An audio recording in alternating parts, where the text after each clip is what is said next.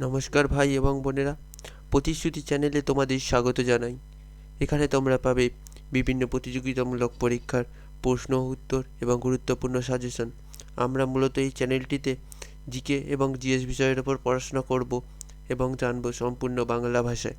তো আমরা শুরু করেছিলাম এসএসসি জিডি এর প্র্যাকটিস সেট করেছিলাম 7টা এবং আজকে শুরু করব আমাদের 8 নম্বর প্র্যাকটিস সেট। তো চলো শুরু করা যাক 8 নম্বর প্র্যাকটিস সেটের প্রথম প্রশ্ন। কি বলেছে প্রথম প্রশ্নটা? সঙ্গীত নাটক একাডেমি ফেলোশিপের সম্মান ড্যাশ। সঙ্গীত নাটক একাডেমি ফেলোশিপের সম্মান ড্যাশ মানে যে ফেলোশিপকে যে সম্মান দেওয়া হয় সেটা কি কি দেওয়া হয়? 1 লক্ষ টাকা, সাথে একটি তাম্রপত্র এবং অঙ্গবস্ত্রম, কি 5 লক্ষ টাকা, 3 লক্ষ টাকা, সাথে একটি তাম্রপত্র এবং অঙ্গবস্ত্রম, নাকি 1 লক্ষ টাকা? তো সঙ্গীত নাটক একাডেমি যে ফেলোশিপের সম্মান সেটা দেওয়া হয় কত? 3 লক্ষ টাকা। 3 লক্ষ টাকা দেওয়া হয় এবং সঙ্গে একটি তাম্রপত্র মানে তামার পত্র এবং অঙ্গবস্ত্র। ঠিক আছে, যাই কি বলেছে? 50 বছর বয়সের কম বয়সী সাধারণ কেউ সম্মানের জন্য বিবেচিত হওয়ার যোগ্য নয়।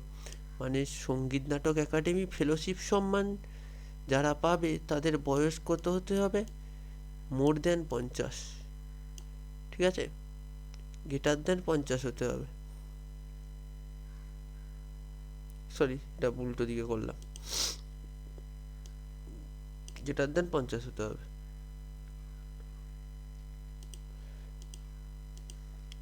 পরে প্রশ্নটা দেখো কি বলেছে।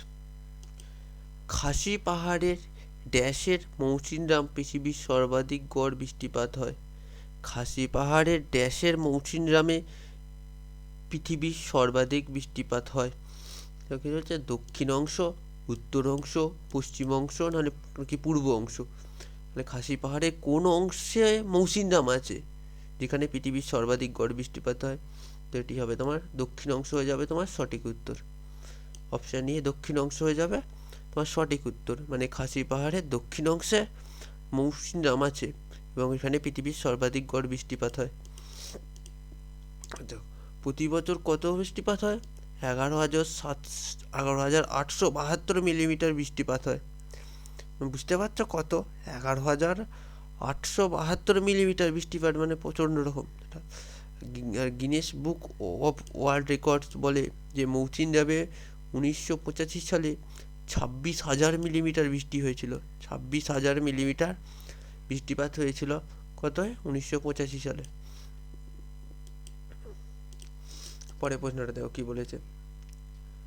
1829 সালে প্রতিষ্ঠিত ড্যাশ ভারতের প্রাচীনতম গল্ফ ক্লাব এবং গ্রেট ব্রিটেনের বাইরে প্রথম। 1829 সালে প্রতিষ্ঠিত ড্যাশ ভারতের প্রাচীনতম গল্ফ ক্লাব এবং গ্রেট ব্রিটেনের বাইরে প্রথম। মানে ভারতের প্রাচীনতম গল্ফ ক্লাব কোনটি যেটি 1829 সালে প্রতিষ্ঠিত হয়েছিল?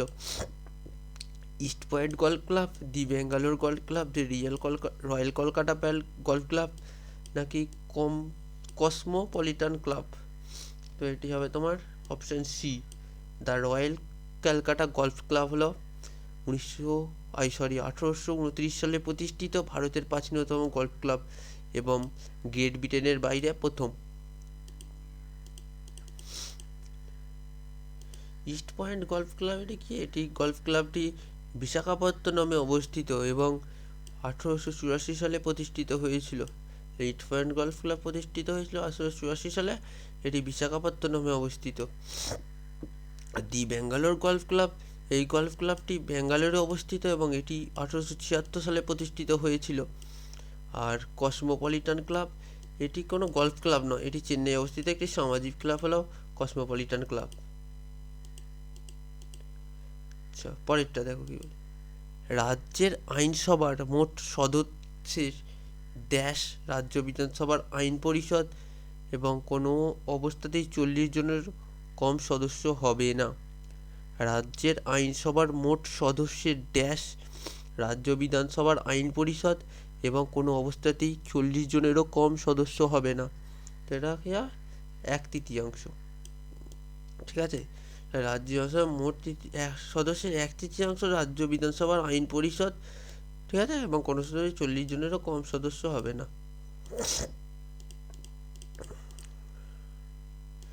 যে সংবিধানের 169 অনুচ্ছেদ রাজ্যগুলিকে বিধানসভা ছাড়াও একটি আইন পরিষদ বা বিধান পরিষদ থাকে, যেমন রাজ্য সংসদের দুটি কক্ষ রয়েছে, লোকসভা এবং রাজ্যসভা, ঠিক আছে। লোকসভা হলো নিম্নকক্ষ, রাজ্যসভা হলো উচ্চকক্ষ, ঠিক আছে। আর এখানে হলো বিধানসভা এবং বিধান পরিষদ। বিধান পরিষদ হলো উচ্চকক্ষ এবং বিধানসভা হলো নিম্নকক্ষ, ঠিক আছে। পরে পনেরো দেখো, মহাবীর জয়ন্তী ড্যাশ মাসে পালিত হয়। মহাবীর জয়ন্তী ড্যাশ মাসে পালিত হয়। আগস্ট থেকে September, March April, November December, নাকি মে জুন? কোন মাসে পালিত হয়? মার্চ এপ্রিলে পালিত হয় মহাবীর জয়ন্তী, মার্চ এপ্রিল। কি বলেছে? জৈন সম্প্রদায়ের জন্য মহাবীর জয়ন্তী অন্যতম শুভ উৎসবের দিন। জৈন ধর্মের 24তম এবং শেষ তীর্থঙ্কর মহাবীর এই দিনে জন্মগ্রহণ করেছিলেন, ঠিক আছে। মহাবীর বর্ধমান 24তম এবং জৈন ধর্মের শেষ তীর্থঙ্কর।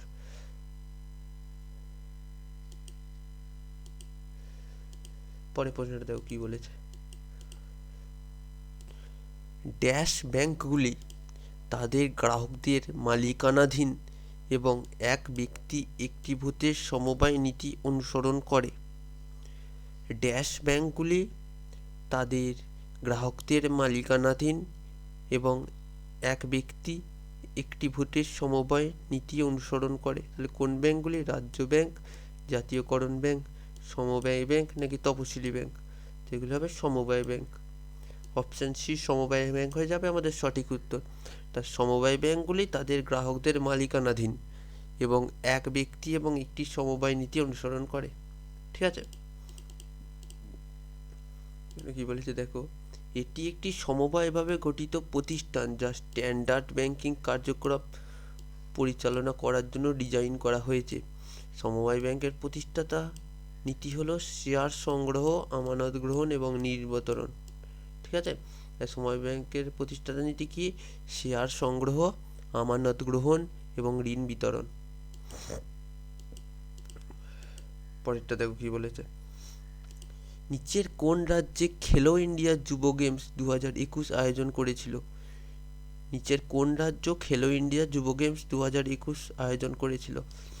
হরিয়ানা, পাঞ্জাব, মহারাষ্ট্র, নাকি মধ্যপ্রদেশ? আয়োজন করেছিল হরিয়ানা, ঠিক আছে। হরিয়ানা খেলো ইন্ডিয়া যুব গেমস 2021 আয়োজন করেছিল। এটি কোন কোন শহরে হয়েছিল?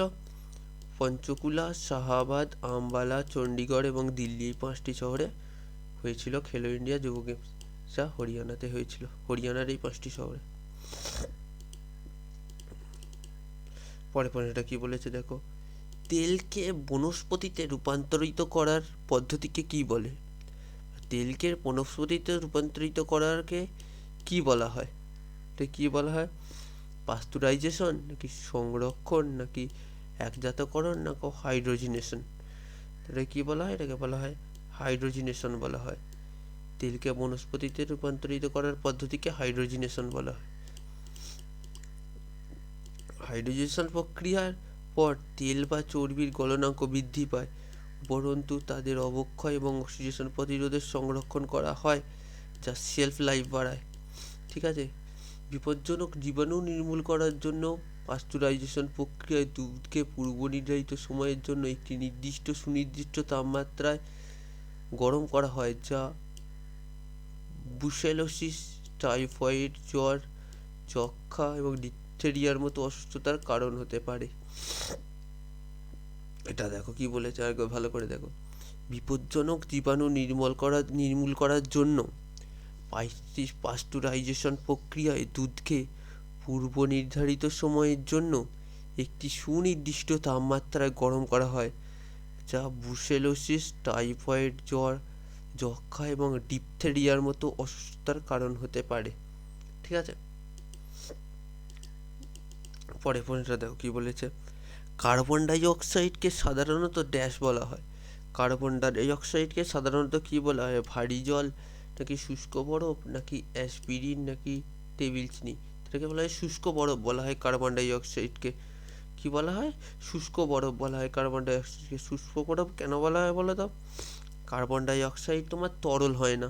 কার্বন ডাই অক্সাইড গ্যাস থেকে কঠিন হয় এবং কঠিন থেকে ডাইরেক্ট গ্যাসে রূপান্তরিত হয়। ঠিক আছে, এই জন্য একে শুষ্ক বরফ বলা হয়। কার্বন ডাই অক্সাইডের সংকেত কি? CO2। এটা তো সকলেই জানো। যেটি সাধারণত বরফের মতো গলে না, বরং কঠিন থেকে সরাসরি গ্যাসে পরিণত হয়। কি বলেছে দেখো, 2022 সালের সেপ্টেম্বর মাসে নিম্নলিখিতগুলির মধ্যে কে নতুন চিফ অফ ডিফেন্স স্টাফ হিসাবে নিযুক্ত হন? 2022 সালের সেপ্টেম্বর মাসে নিম্নলিখিতগুলির মধ্যে কে নতুন চিফ অফ ডিফেন্স স্টাফ হিসাবে নিযুক্ত হন? অজয় সিং, বিপিন রাওয়াত, মনোজ পান্ডে, নাকি অনিল চৌহান? কে তোমার নতুন চিফ অফ ডিফেন্স স্টাফ হিসাবে নিযুক্ত হন? অনিল চৌহান। অনিল চৌহান 2022 সালের সেপ্টেম্বর মাসে চিফ অফ ডিফেন্স স্টাফ হিসাবে নিযুক্ত হন। ঠিক আছে, এটা কি বলেছে? 30শে সেপ্টেম্বর 2022 সাল থেকে ভারতীয় সশস্ত্র বাহিনীর দ্বিতীয় চিফ অফ ডিফেন্স স্টাফ হিসাবে দায়িত্ব পালন করছেন। ঠিক আছে, অনিল চৌহান। অজয় সিং তিনি একজন অবসরপ্রাপ্ত ভারতীয় সেনাবাহিনীর লেফটেন্যান্ট জেনারেল। ঠিক আছে, আর ভারতীয় সেনাবাহিনীর 4 তারকা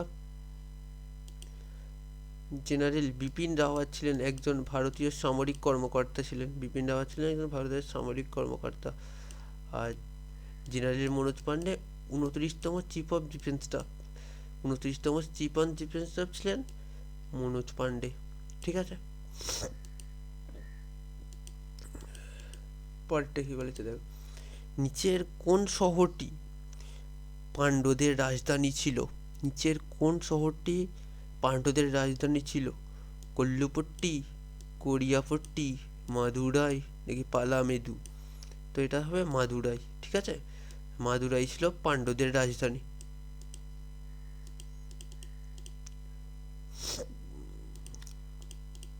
পরে প্রশ্নটা কি বলেছে, ভারতীয় সংবিধানে কোন অনুচ্ছেদে মৌলিক কর্তব্যের কথা বলা হয়েছে?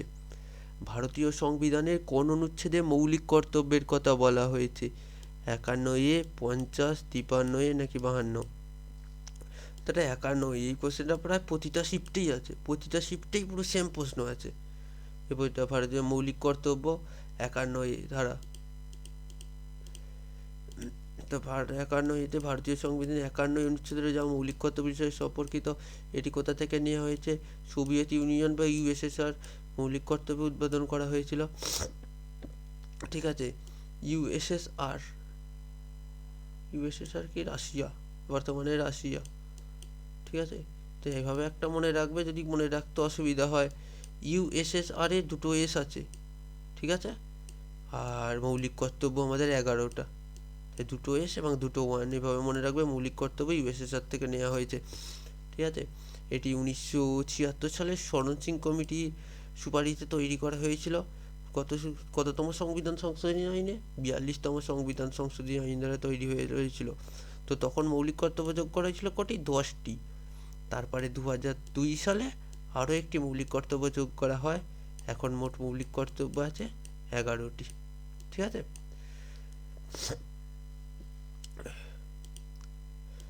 পরে প্রশ্নটা দেখো কি বলেছে, নিচের কোনটি একটি ব্যাংকের জন্য সম্পদ গঠন করে? নিচের কোনটি একটি ব্যাংকের জন্য সম্পদ গঠন করে? রিজার্ভ নাকি ঋণ? তো এটা কি হবে? রিজার্ভ এবং ঋণ উভয়ই। ঠিক আছে, উভয়ই ব্যাংকের জন্য সম্পদ গঠন করে, রিজার্ভ এবং ঋণ দুটোই। ঠিক আছে, পরে প্রশ্নটা দেখো কি বলেছে, 1920 সালে ভারতের কমিউনিস্ট পার্টি কোথায় প্রতিষ্ঠিত হয়েছিল? 1920 সালে ভারতের কমিউনিস্ট পার্টি কোথায় প্রতিষ্ঠিত হয়েছিল? আন্দিজান, বুখারা, তাশখণ্ড নাকি নামগান? কোথায় প্রতিষ্ঠিত হয়েছিল? তাশখণ্ড। ঠিক আছে, তাশখণ্ডে প্রতিষ্ঠিত হয়েছিল ভারতের কমিউনিস্ট পার্টি। কত সালে? 1920 সালে। ভারতের একটি বামপন্থী রাজনৈতিক দল এটি ভারতের একটি বামপন্থী রাজনৈতিক দল যা 1920 সালে তাশখণ্ডে, বর্তমানে কি উজবেকিস্তানের রাজধানী হলো তাশখণ্ড, বর্তমানে উজবেকিস্তানের রাজধানী কি হলো তাশখণ্ড, প্রতিষ্ঠিত হয়েছিল। তো এম.এন. রায় ছিলেন প্রথম নির্বাচিত কমিন্টার্ন নেতা, ঠিক আছে। CPI, communist party of India, আনুষ্ঠানিকভাবে 1925 সালে কানপুরে ভারতীয় কমিউনিস্ট সম্মেলনে প্রতিষ্ঠিত হয়েছিল। তাহলে ভারতে কবে প্রতিষ্ঠিত হয়েছিল? 1925 সালে। কোথায়? কানপুরে।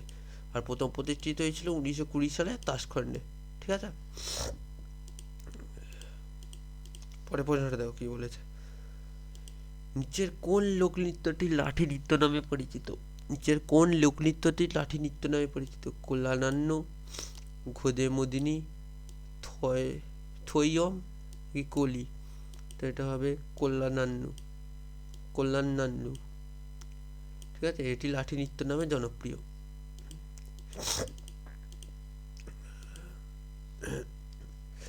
ভারতের তো এটা কোথাকার? তো এই যে কল্যাণাল্লু, এটা তোমার অন্ধ্রপ্রদেশের, ঠিক আছে। তো অন্ধ্রপ্রদেশের আর কিছু লোকনৃত্য কী কী হলো? ভাগবতাম, বোড়র কথা, কুচিপুড়ি, ভামকলাপম, বাট্টাবোমালু, দাপ্পু, পেরেনি, তপেটাগুল্লু। তো এগুলি ভারতের অন্ধ্রপ্রদেশের আরও কিছু নৃত্য। আর দেখো কি বলেছে, গোয়া রাজ্যের নৃত্য কী কী? দেইখনি, দশাবতারা, ধলো, ধানগার, গোফ, কুনবি, তিবলিয়ান নাচ, বীরভদ্র, রোমতামেল, করিন্ডিনহো, ঘোদেমোদিনী। এইগুলি হলো তোমার গোয়া রাজ্যের, ঠিক আছে। আর মহারাষ্ট্রের কি? মহারাষ্ট্র হলো লাবণী, লাবণীটা বিখ্যাত, ঠিক আছে। অনেকবার এসেছে পরীক্ষায় লাবণী। ধানগাড়ি গাজা, লেজিমটাও এসেছে অনেকবার। কলি, তামাশা, প্রভাদাস, গিন্ডি, কালা এগুলি। আর কেরালার কি? থিয়াত্তম, পদায়নী, কালী, কার্শিসি, কাকরিসি, কুট্টিয়োত্তমা, কাইকত্তিকালি। এছাড়া তোমার কেরালার দুটো তোমার আছে ক্লাসিক্যাল ডান্স, সেগুলি হলো কথাকলি এবং মোহিনীআট্টম। এই দুটো হলো কেরালার ক্লাসিক্যাল ডান্স। আর এইগুলো তোমার কি? লোকনৃত্য, ফল্ক ডান্স। পরে প্রশ্নটা দেখো কি বলেছে। দুই পক্ষের মধ্যে বাণিজ্য চুক্তিকে কি বলা হয়? দুই পক্ষের মধ্যে বাণিজ্য চুক্তিকে কি বলা হয়? এটা একদম ইজি প্রশ্ন। দুই পক্ষের মধ্যে বাণিজ্য চুক্তি কি? দ্বিপাক্ষিক চুক্তি, সবাই পারবে। দুই পক্ষের মধ্যে বাণিজ্য চুক্তি দ্বিপাক্ষিক চুক্তি, ঠিক আছে। অনেক সবাই হলে বহুপাক্ষিক, তিনজন হলে ত্রিপাক্ষিক, একতরফা চুক্তি বলে কিছু হয় না। পরে প্রশ্নটা দেখো, 17 নম্বর প্রশ্ন কি বলেছে। 2022 সালের জুলাইয়ে national institution for transforming India নীতি আয়োগের প্রধান নির্বাহী কর্মকর্তা হিসাবে কে দায়িত্ব গ্রহণ করেন? 2022 সালের জুলাইয়ে national institution for transforming India আর নীতি আয়োগের প্রধান নির্বাহী কর্মকর্তা হিসাবে কে দায়িত্ব গ্রহণ করেন? নরেন্দ্র সিং তোমর, পরমেশ্বরন আয়ার, অজয় ধিয়ানি, অরবিন্দ বিরমানি। তো এটা হবে অপশান বি, পরমেশ্বরন আয়ার। 2022 সালের জুলাই মাসে national institution for transforming India বা নীতি আয়োগের প্রধান নির্বাহী কর্মকর্তা হিসাবে দায়িত্ব গ্রহণ করেন। তো এই নীতি আয়োগটা কি? এই যে নীতি আয়োগ, আমাদের প্রথম 1951 সালে পরিকল্পনা কমিশন গঠিত হয়েছিল, ঠিক আছে, যেটা পঞ্চবার্ষিকী পরিচালনা করতো। তো পঞ্চবার্ষিকী পরিকল্পনা কবে শুরু হয়েছিল? 1951 খ্রিস্টাব্দে প্রথম শুরু হয়েছিল প্রথম পঞ্চবার্ষিকী পরিকল্পনা, এবং প্রতি 5 বছর অন্তর এটি হতো, ঠিক আছে। তো এইটি পরিচালনা করত এই পরিকল্পনা মিশন। তো 2014 সালে প্রধানমন্ত্রী নরেন্দ্র মোদী ক্ষমতায় এসে এই পরিকল্পনা মিশনটাকে সরিয়ে দেন। তো এটি ছিল তোমার 12তম পরিকল্পনা মিশন, ঠিক আছে, যেটি 2012 থেকে 17 পর্যন্ত ছিল। তো তিনি 2014 সালে সরিয়ে দেন, পরিকল্পনা মিশনটা সরিয়ে দেন এবং 2015 সালে কি আনেন, নীতি আয়োগ আনেন। নীতি আয়োগ 2015 সালে এনেছিলেন। তো এটাই এখন ভারতের যে পরিকল্পনা সেইটি বিভিন্ন করে। তো 85 ছিল এবং 12 থেকে 17 ছিল আমাদের যে পঞ্চবার্ষিকী পরিকল্পনা। তো 12 থেকে 17 পর্যন্ত ছিল, এটা আমাদের শেষ পঞ্চবার্ষিকী পরিকল্পনা। এটা কত, 12তম পঞ্চবার্ষিকী পরিকল্পনা ছিল। ঠিক আছে। নীতি আয়োগের full form national institution for transforming India. আচ্ছা, এটা দেখো, নীতি আয়োগ 2015 সালে প্রতিষ্ঠিত হওয়ার সময় পরিকল্পনা কমিশনে ভূমিকা গ্রহণ করে।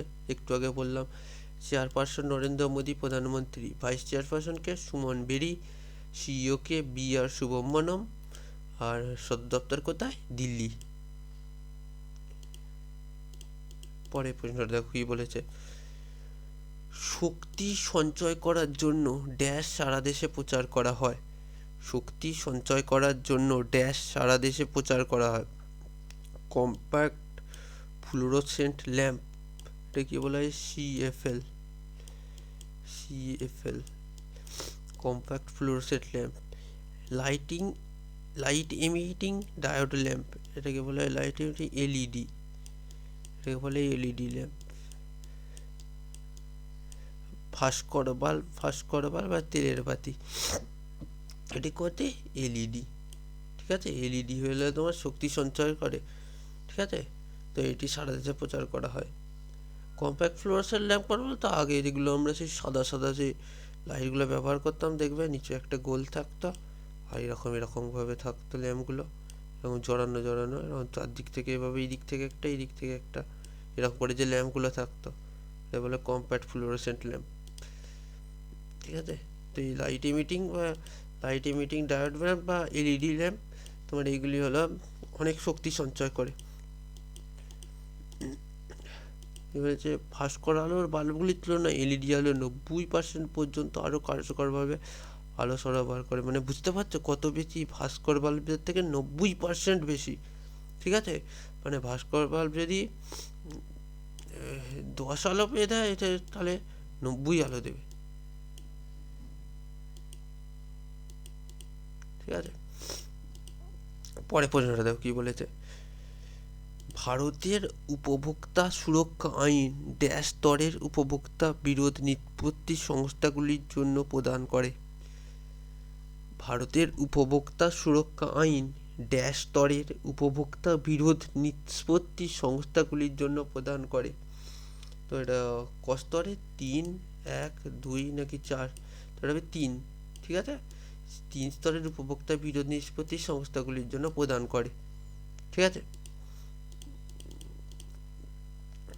তো নিম্নলিখিত অধিকারগুলি আইনে কি, এই যে উপভোক্তা সুরক্ষা, কি কি, নিরাপত্তার অধিকার, জানানোর অধিকার, নির্বাচনের অধিকার, শোনার অধিকার, প্রতিকার চাওয়ার অধিকার, উপভোক্তা শিক্ষার অধিকার।